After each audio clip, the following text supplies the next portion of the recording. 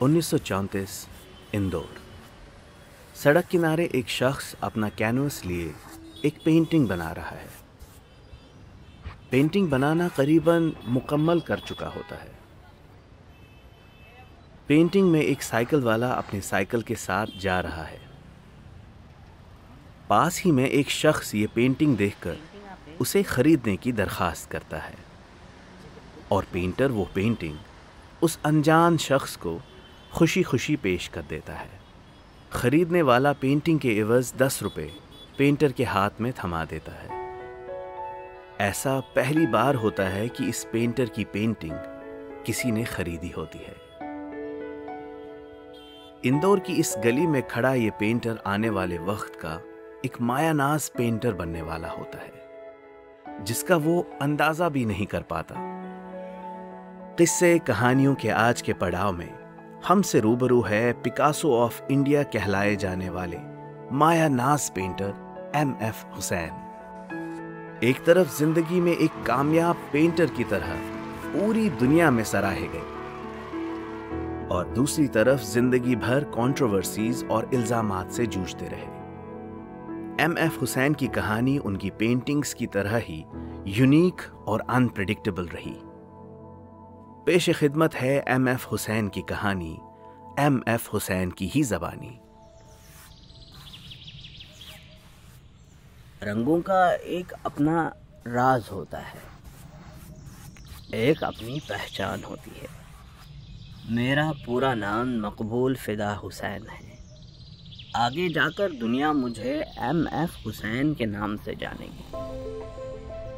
जब मैं अपने ब्रश से एक रेखा खींचता हूँ तो वो सिर्फ एक रेखा नहीं होती, बल्कि मेरी जिंदगी का एक हिस्सा उस कैनवस में बस जाता है। मैं एक आम से घर में पंढरपुर महाराष्ट्र में पैदा हुआ। एक साधारण सा परिवार और उस परिवार का एक साधारण सा लड़का जो सपने देखता था, लेकिन वो सपने उन दिनों से कुछ ज्यादा थे। वो एक ख्वाब था जिसे मैं हकीकत में बदलना चाहता था। मुझे ये भी लगता रहता था कि कहीं हकीकत मेरे सपनों से कम न निकल आए। M.F. हुसैन की पैदाइश पंढरपुर महाराष्ट्र की थी, पर वालिदा की इंतकाल के बाद 2 साल की उम्र में इंदौर आना पड़ा।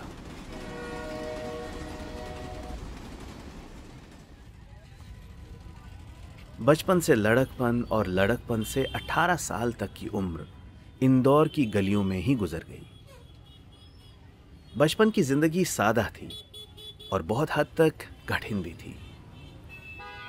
यह छोटा सा शहर M.F. हुसैन की आंखों में बसे सपने समेट नहीं पा रहा था, तो सोचा जिंदगी की नाव का रुख सपनों की नगरी की तरफ कर लिया जाए। जिंदगी का अगला पड़ाव बॉम्बे यानी मुंबई शहर था।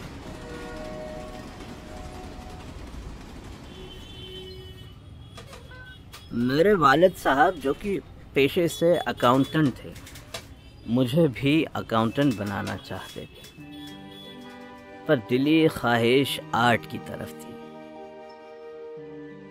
जब उनकी नौकरी नहीं रही तो जिंदगी की भाग दौड़ संभालने के लिए मैंने बम्बई का रुख किया।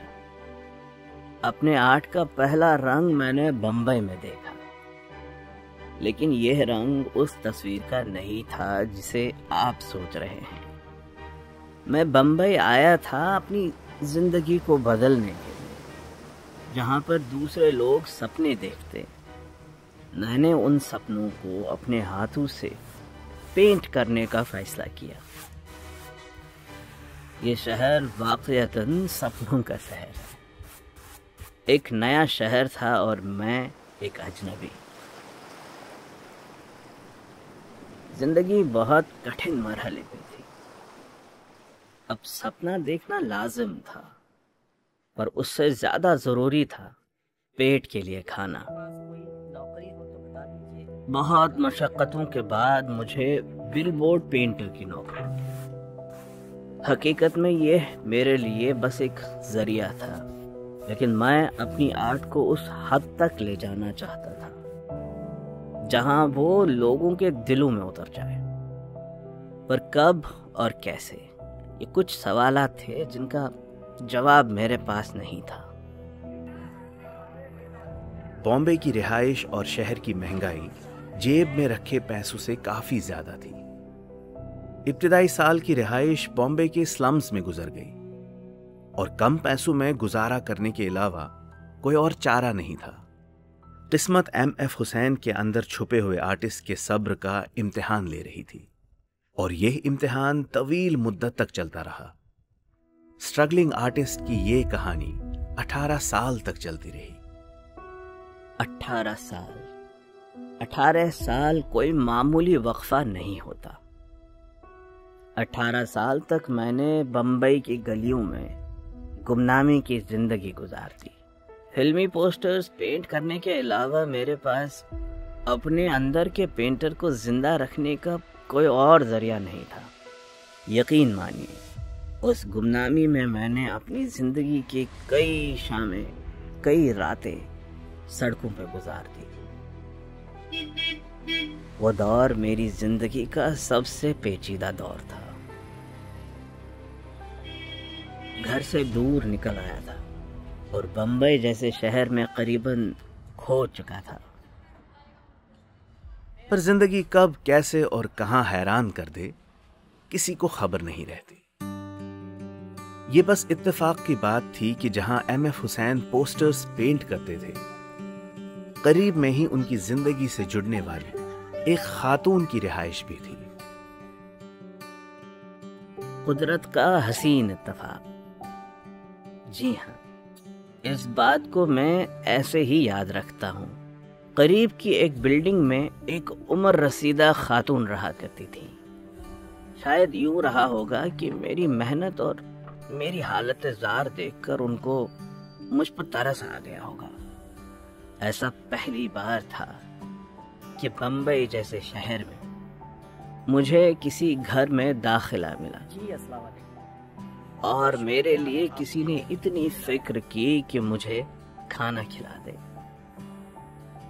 इस उम्र रसीदा खातून की एक बेटी थी। वो अमूमन पर्दे में रहा करती थी। हुसैन साहब ने शायद ही कभी उन्हें ठीक से देखा होगा। हुसैन साहब की तबीयत इन खातून को माइल कर गई और उन्होंने अपनी बेटी, जिनका नाम फजीला भी था, उनका रिश्ता एमएफ हुसैन से कर दिया।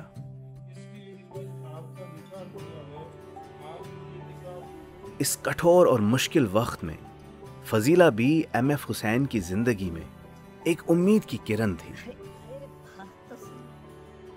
आगे जाकर फजीला भी एमएफ हुसैन की जिंदगी में उनकी अहलिया की तरह मौजूद रही। फजीला मेरी जिंदगी में ऐसे आई जैसे चिलचिलाती धूप में सायादार शजर आ जाए और साया देकर राहत फराहम करे।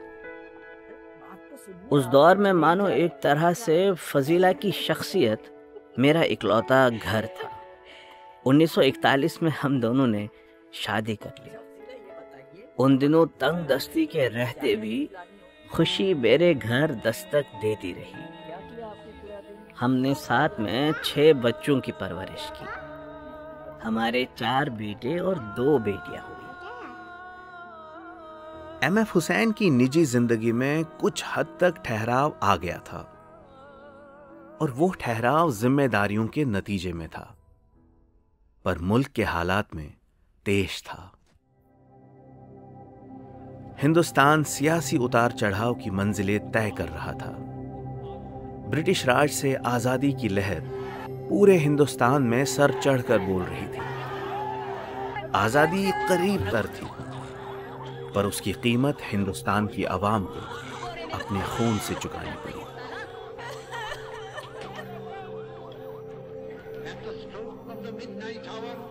पंद्रह अगस्त 1947 में हिंदुस्तान आजाद होता है, पर आजादी से पहले मुल्क में पार्टीशन का तूफान आ चुका होता है। हिंदुस्तान अंग्रेजों से आजाद तो हो गया था, पर इंसान अभी भी अना की कैद में गुलाम था। हमारा मुल्क रातों रात 2 मुल्कों में तकसीम हो गया और इस तकसीम कारी की ज़र्ब लोगों पे लगी। कई जाने और कई असमतें लुट गईं। आज़ादी का चिराग मध्यम पड़ गया था।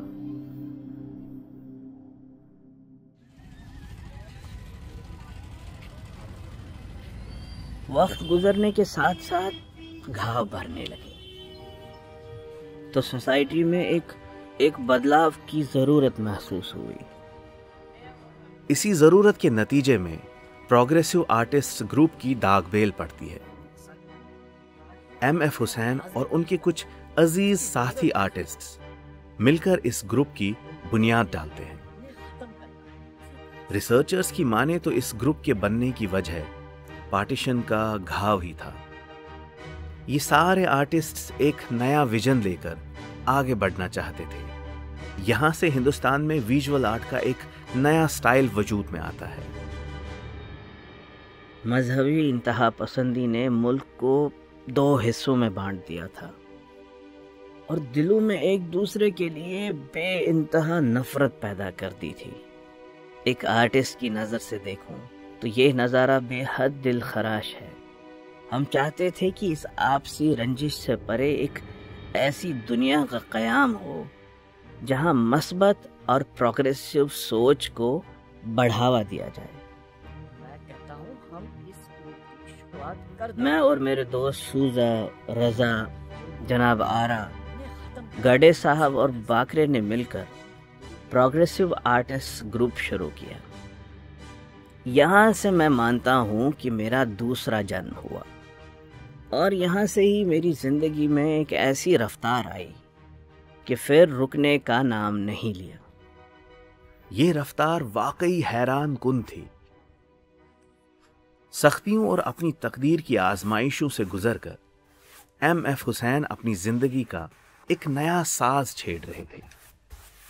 रंगों को बिखेरने का वो हुनर जिसकी आजमाइश MF हुसैन अब तक फिल्म पोस्टर्स और बिलबोर्ड्स पे करते आ रहे थे, अब सही मायनों में बड़े कैनवस पर उतर रहा। प्रोग्रेसिव आर्टिस्ट ग्रुप से जुड़कर मैंने एक नई पहचान पाई। मेरा आर्ट जो पहले सिर्फ बिलबोर्ड्स तक सीमित था, अब एग्जीबिशंस में जगह पाने लगा। मुझे मेरी मातृभूमि से गहरा लगाव था और हमारी तहजीब एक वसी तहजीब रही है। 1950 के आसपास मैंने अपने कल्चर को ही अपनी पेंटिंग्स का पहला मौजू बनाया। ये वो वक्त था जब मैंने अपनी पेंटिंग्स में हिंदुस्तानी तहजीब, लोक कथाएं और धर्म को नए अंदाज में पेश करना शुरू किया। मेरी इस पहल को लोगों ने खुले दिल से सराहा। मुझे लोगों से बहुत प्यार मिला। लेकिन ये कहानी का एक पहलू है। कहानी का दूसरा पहलू इससे कदरे मुख्तलिफ या यूं कहूं कि बरअक्स था। MF हुसैन हिंदुस्तानी तहजीब को एक नए स्टाइल में दुनिया के सामने रख रहे थे और ये बात बाहर की दुनिया में सराही गई, पर मुल्क में लोगों का रुझान कुछ और ही था। MF हुसैन पे एक संगीन इल्जाम यह है कि उन्होंने हिंदू देवी देवताओं की बेहुरमती की, दुर्गा और सरस्वती को अपमानजनक सूरत में पेंट किया और इस तरह से करोड़ों लोगों की धार्मिक भावनाओं को ठेस पहुंचाई। हिंदू देवी देवताओं का कैनवस पर उतारना और आपत्तिजनक हालत में पेश करना लोगों की नजर में एक संगीन जुर्म साबित हो। मुझ पर फहश पेंटिंग बनाने का आरोप लगा। मेरे ऊपर यह भी इल्जाम लगा था कि मैंने जानबूझकर हिंदू देवी देवताओं का अपमान किया, उनकी बेइज्जती की। ये सरासर झूठ था। मुझे हमेशा अपने मुल्क की तहजीब और यहाँ की सकाफत पर फख्र रहा है। मैं अपने ब्रश से अपने अंदर के गहरे जज्बात को उभारना चाह रहा था। मेरे लिए दुर्गा और सरस्वती सिर्फ धार्मिक शख्सियतें नहीं थी, बल्कि एक फलसफा थे। एक रूप से कई ज्यादा बड़े। मैंने तो बस एक कोशिश की थी कि इस सांझी विरासत के एहसास को फख्र के साथ पूरी दुनिया के सामने रख सकूं, पर शायद यही मेरा कसूर था। लेकिन जिन लोगों की भावनाओं को ठेस पहुंची वो इस एहसास की कदर करने के हक में नहीं थे। उनको इस बात से कोई फर्क नहीं पड़ा कि दुनिया में एमएफ हुसैन शोहरत के मकाम पे थे। ये बात दुरुस्त है कि आपको दुनिया के स्टेज पे बेहतरीन आर्ट परफॉर्मर के तौर पे देखा गया और उस चीज़ की भरपूर इज्जत हुई, पर अपने मुल्क में आपके नाम से नफरतें बढ़ी हुई थी। मैं सिर्फ अपनी सोच का इजहार करता हूँ। कभी कभी आर्ट को समझने के लिए हमारी सोच की हद से बाहर जाना पड़ता है। मैं अपनी तस्वीरों में, अपनी पेंटिंग्स में आज़ादी दिखाता हूँ जो शायद कुछ लोगों के लिए चोट पहुंचाने वाली थी, लेकिन मेरी नीयत कभी किसी के जज्बात को ठेस पहुंचाने की नहीं थी। मुझे इस बात का गहरा दुख था कि मेरे अपने मुल्क के लोग मुझसे इस हद तक खफा हैं। और शायद जायज तौर पर एक आर्टिस्ट की इजहार राय को आड़े हाथों लिया गया। एमएफ हुसैन के मुतनाज़ भारत माता आर्टवर्क ने, जो हिंदुस्तान के पोस्ट कॉलोनियल मसाइल को नंगी सूरत और लाल रंगों के जरिए दिखाता है, आर्टिस्ट के लिए इंतहाई मुश्किल पैदा कर दी। इस आर्ट पीस के लिए उन्हें राइट विंग तंजीमों जैसे कि वीएचपी और आरएसएस की तरफ से सख्त तनकीद का सामना करना पड़ा। आर्ट को समझने के लिए एक गहराई की जरूरत है। मैं आर्ट इसलिए नहीं करता था कि सबकी नफरतें कमा लूं। मेरी नीयत, मेरा नजरिया हिंदुस्तान में आर्ट को एक नए मॉडर्न अंदाज में पेश करना था। मुझे इस बात से पीछे हटना मंजूर नहीं था। हवाएं मुखालिफ चलती रहती हैं, तो क्या आजाद परिंदे उड़ना छोड़ दें? पर यह सिर्फ एक अकेली कंट्रोवर्सी नहीं थी। कई संगठनों का मानना था कि वो जानबूझकर हिंदू भावनाओं का, कल्चर का मजाक उड़ाते रहे ताकि वो उस चीज से शोहरत हासिल कर सके। चाहे वो हिटलर, गांधी और मार्क्स वाला पोर्ट्रेट हो, या 1990 में उनके खिलाफ चली मुहिम, या फिर 2007 के मुकदमात। ढेर सारी शोहरत के साथ साथ पूरी जिंदगी तनाजात का भी शिकार हुई। एमएफ हुसैन की जिंदगी में उनके कैनवस की तरह ही कई शेड्स थे। एक और मुतनाज़ा पहलू बॉलीवुड एक्ट्रेस माधुरी दीक्षित से उनका गहरा लगाव था। एमएफ हुसैन की माने तो उन्होंने माधुरी की फिल्म हम आपके हैं कौन 67 बार देखी थी। वो माधुरी की खूबसूरती और उनकी एक्टिंग के कायल थे। मैं इस बात का एतराफ करता हूँ कि माधुरी जी मेरी म्यूज रही हैं, और मैं इसे अपनी अच्छी किस्मत समझता हूँ। मेरे कई आर्ट पीसेस माधुरी जी से ही इंस्पायर्ड थे। गजगावनी फिल्म जो मैंने डायरेक्ट की थी, वो मेरी तरफ से उनके लिए एक ट्रिब्यूट है। वो मेरे लिए मेरी मोनालिसा है। माधुरी दीक्षित से ये लगाव भी क्रिटिक्स की, मीडिया के लोगों की जबानों पर काफी छाया रहा। आर्टिस्ट और उनके म्यूज ने उस वक्त टीवी, अखबारों और मैगजीनों में काफी खबरें बटोरी। जिंदगी भर हुसैन साहब को उनके ऊपर लगे इल्जामात ने काफी दुखी कर दिया। शोहरत या गुमनामी एक आर्टिस्ट की तकदीर का हिस्सा होती है।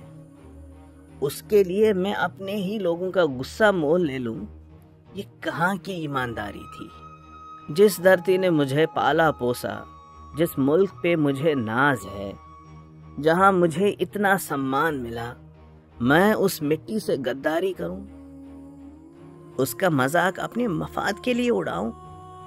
माफ कीजिएगा, पर यह मेरी तबीयत में नहीं था। लेकिन जब मेरे आर्ट को लेकर इतना गुस्सा और नफरत देखी तो दिल टूट गया। अपने घर में, अपने मुल्क में रहना मुश्किल हो गया और मुझे अपना देश छोड़ना पड़ा।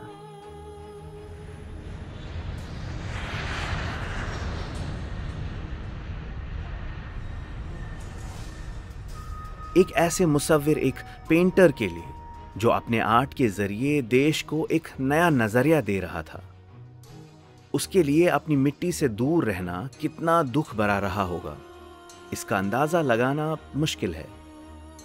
लेकिन एमएफ हुसैन ने हार नहीं मानी। कतर की सिटीजनशिप मिलने के बावजूद उनका दिल हमेशा भारत में ही बसा रहा। लेकिन ऐसा भी नहीं था कि उनकी जिंदगी सिर्फ दुख और नफरत से घिरी हुई थी। मैंने दुनिया के कोने कोने में अपने आर्ट से लोगों के दिलों में जगह बनाई, और सबसे ज़्यादा खुशी मुझे तब मिली जब मुझे भारत के सबसे बड़े सिविल ऑनर पद्म विभूषण से नवाजा गया। यह मेरी ज़िंदगी का सबसे अहम तरीन लम्हा था। हुसैन साहब को 1971 में पद्म भूषण और 1991 में पद्म विभूषण से नवाजा गया। उनके आर्ट की तारीफ पूरी दुनिया में हुई। उनकी एग्जीबिशंस पेरिस, ज्यूरिख, बर्लिन जैसे शहरों में लगाई गई। लेकिन हुसैन साहब की एक और पहचान थी, उनका लगाव बच्चों से और उनकी कहानियों से। मेरे लिए बचपन एक निर्मल जगह थी, जहां हर चीज नई थी, हर एहसास नया था। इसलिए मैंने बच्चों के लिए कई किताबें लिखी। खिलती कलियां एक टीवी सीरियल है जो मैंने दूरदर्शन के लिए बनाया। उसका मकसद था देश के देहाती इलाकों में बच्चों को इख्तियार देना, उनकी तालीम और तरक्की को समझना। बचपन की कहानियों में जो सच्चाई होती है वो किसी और में नहीं होती। हुसैन साहब का आर्ट, उनकी लिखी किताबें और उनके बनाए डॉक्यूमेंट्रीज सब मिलकर एक ऐसी शख्सियत की तस्वीर बनाते हैं जिसे अपनी रूह से आज़ादी मिली थी। लेकिन यह आज़ादी आसान नहीं थी। 2010 में जब हुसैन साहब ने भारत छोड़ दिया और कतर में अपना घर बनाया, मुझे अपनी जिंदगी का आखिरी दौर अपने देश से दूर रहकर गुजारना पड़ा, जो कि मेरी जिंदगी का सबसे बड़ा दुख था। लेकिन मेरी पेंटिंग्स में जो मोहब्बत और अकीदत थी वो शायद कभी समझ में नहीं आई, और ये भी हो सकता है कि आने वाले वक्त में भी समझ ना आए। पिकासो ऑफ इंडिया कहलाए जाने वाला आर्टिस्ट अब जिला वतनी की जिंदगी में था। एमएफ हुसैन की कहानी सिर्फ एक आर्टिस्ट की कहानी नहीं है, ये एक बेचैन रूह का सफर है जो कभी उसके बाद अपने घर, अपने मुल्क लौट नहीं पाई। 9 जून 2011 को मकबूल फिदा हुसैन, एक मायानाज आर्टिस्ट, एक जिला वतन शख्स, अपने मुल्क से मीलों दूर लंदन के हॉस्पिटल में अपनी आखिरी सांस लेते हैं और इस दुनिया से रुखसत हो जाते हैं। तारीख गवाह है कि एक फनकार, एक आर्टिस्ट की जिंदगी रहती दुनिया की विरासत होती है। अब उस आर्टिस्ट के हिस्से में आए हुए तनाजात, सारे इल्जामात सच्चे थे या झूठे, वो तारीख ही फैसला करेगी। हम तो बस कहानियां दोहराते हैं। किस्से कहानियां सीजन 3 एक ड्रामाटाइज पॉडकास्ट है और इसका यह एपिसोड आप द क्वीन पर सुन रहे थे। इस एपिसोड में एमएफ हुसैन का किरदार मेरी जात ने खुद निभाया है। एपिसोड के एडिशनल कास्ट में आदित्य मेनन है। एपिसोड को प्रोड्यूस, एडिट और स्क्रिप्ट किया है मैंने, यानी अलिफ ने। इस एपिसोड के एग्जीक्यूटिव प्रोड्यूसर्स हैं रितु कपूर और शैली वालिया। अगर आपको एमएफ हुसैन की ये रंगों से भरी कहानी पसंद आई हो तो अपनों से शेयर जरूर कीजिएगा। आपसे जल्द ही मुलाकात होगी अगले पड़ाव में। तब तक के लिए विदा।